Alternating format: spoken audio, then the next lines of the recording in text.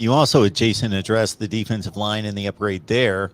I got to say that in doing a number of breakdowns of recruiting involving SEC teams, the thing that I noticed was exactly what you stated, running down recruiting battles involving SEC teams and then seeing, okay, that collection of powers in the South going after those particular players, and then Ohio State jumps in almost always, and Clemson.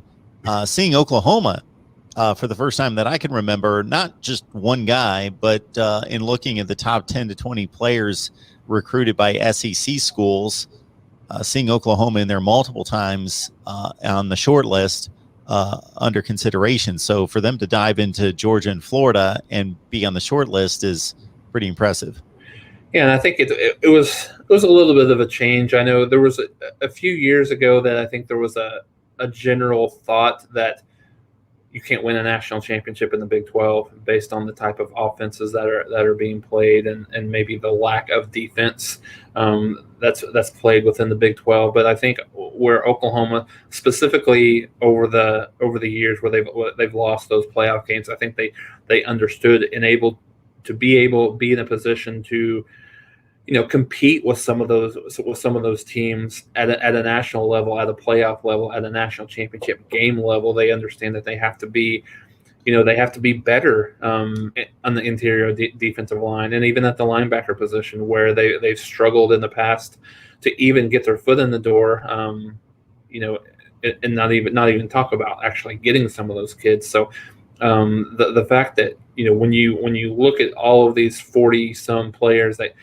many of them are 4- and 5-star kids, and even some of the 3-star kids that you look at when you look at the offer list, it's very consistent. To your point, you have Alabama, you have Georgia, you have LSU, you have Clemson, you have Ohio State, you have all of the guys that are in there, and Oklahoma is still high on the list of a lot of those kids. So credit to Riley, credit to some of the guys that he's brought in that have been an infusion of youth, I think, within the team. Brian Odom has proved to be a great recruiter on the linebacker side. Roy Manning, who came with Alex Grinch, who's really a dynamic recruiter, was at UCLA before, and certainly was at Washington State with Grinch before that. And then I think one of the knocks on Grinch was coming in. He wasn't a great recruiter, but he's done, really a phenomenal job since he's been here at getting some of those kids. So I think the youth that they have at the coaching position has been helpful,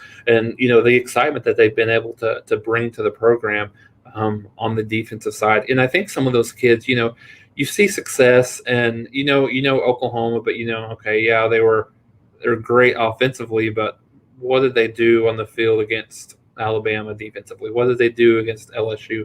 But I think you're seeing this nationally. The thing that's changed, the discussion is changing about Oklahoma's defense, where it's like, no, the Oklahoma's defense is not going to be able to be in a position to allow them to win a championship, to now saying they might be good enough to. They're not going to carry Oklahoma to a win, certainly, but they're good enough to win a championship. I think at this point, when you look at the way they finished last year, particularly the way they finished against Florida, and some of those games, you look at it, and Oklahoma, had the defensive talent and production on the field to put themselves in a position to possibly play for a national championship, and with who they've brought in recruiting with a transfer portal as well. I think Oklahoma has put themselves in a position talent-wise to be better on the field, but not only that, but attract some of those recruits that want to go play for a guy like Grinch, want to go play for a team like Oklahoma that is getting better and improving and has the talent on defense.